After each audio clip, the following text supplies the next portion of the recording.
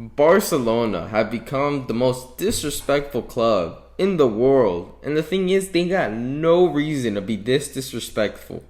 After Frenkie de Jong declined Manchester United, absolutely rejected them. And Barcelona did as well too. They rejected Man United's initial bid of 65 million. And Frenkie de Jong did not want to agree to personal terms with Manchester United. So it was like both sides of Barcelona, Frenkie de Jong and Barcelona, reject Man United. So you think, well, this transfer won't happen. Man United and Barcelona get into some negotiations, and they basically get Man United to pay 85 million, and Barcelona say yes. Now, Frenkie de Jong's mind has still not changed. He does not want to go to Man United because he's owed 17 million from Barca, and he wants that, and he wants Champions League football. I don't blame him for staying. I don't blame him for wanting to stay. Now, Barcelona, the club, have told Frenkie de Jong they do not want him and they want him to leave. Wow. And then not only that, Xavi himself has gone to Frenkie de Jong and said, I want you to leave too. You're not a part of my plans. That's disgraceful. Utterly disgraceful.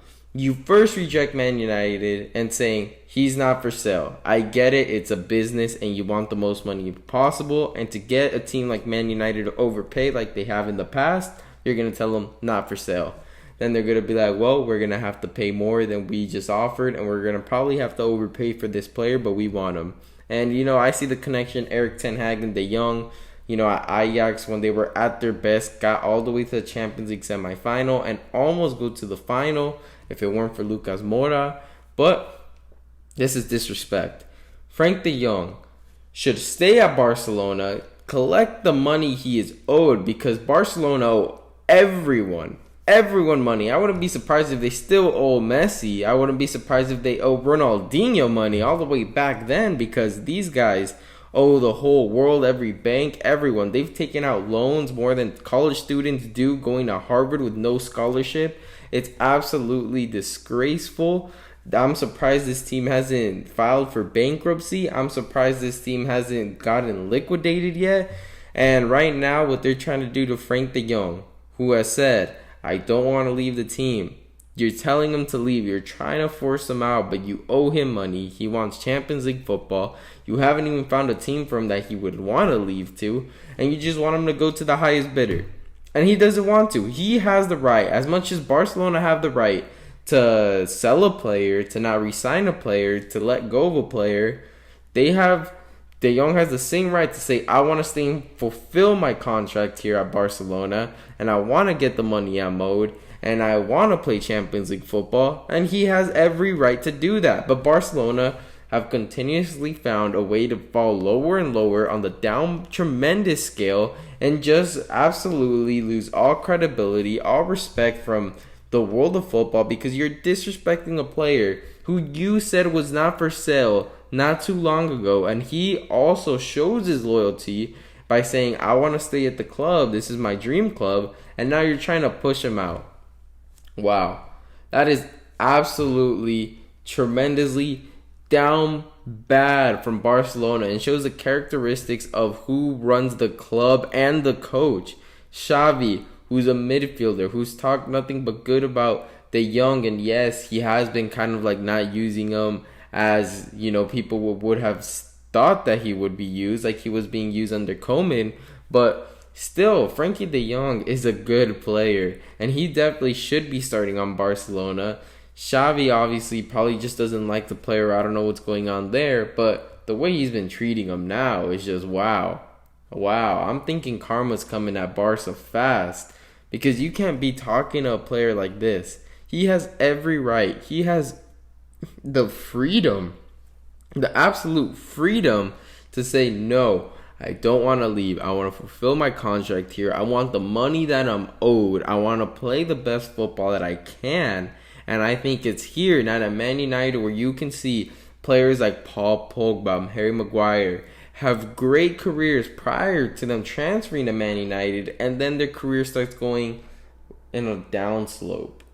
Do you think Frenkie de Jong sees this? How they treated his former teammate, Van der Beek, being played very little. Ends up getting loaned out to a team that is almost relegated.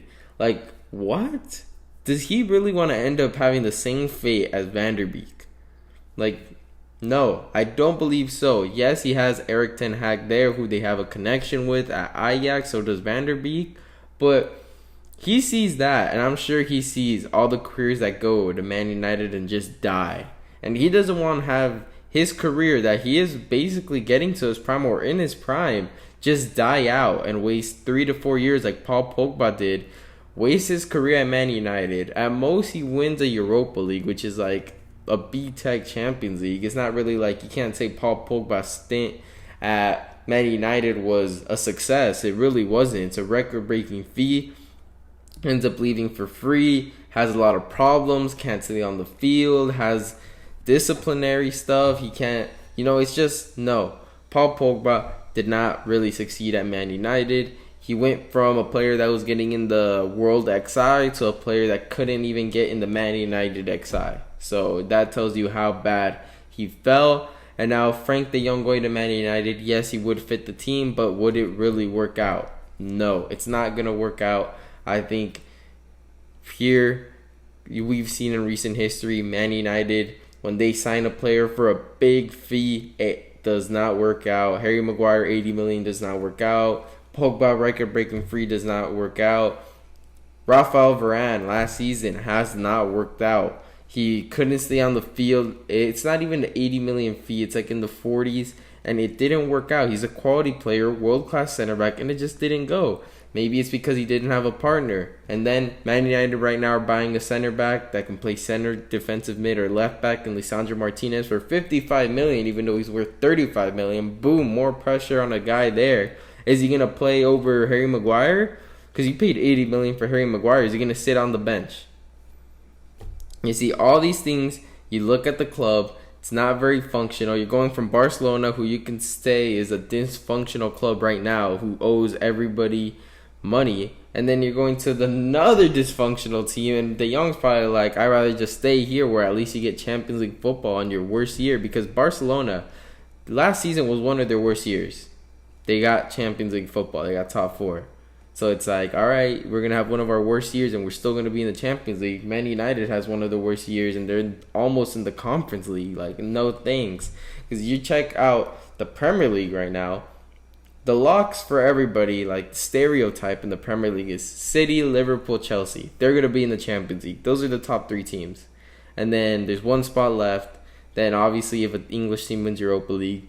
And then you look at Arsenal improved, Tottenham improved. Wow, that's 5 teams now. Newcastle had a financial takeover. You never know. They can blow up and end up being a Champions League team in a year or two.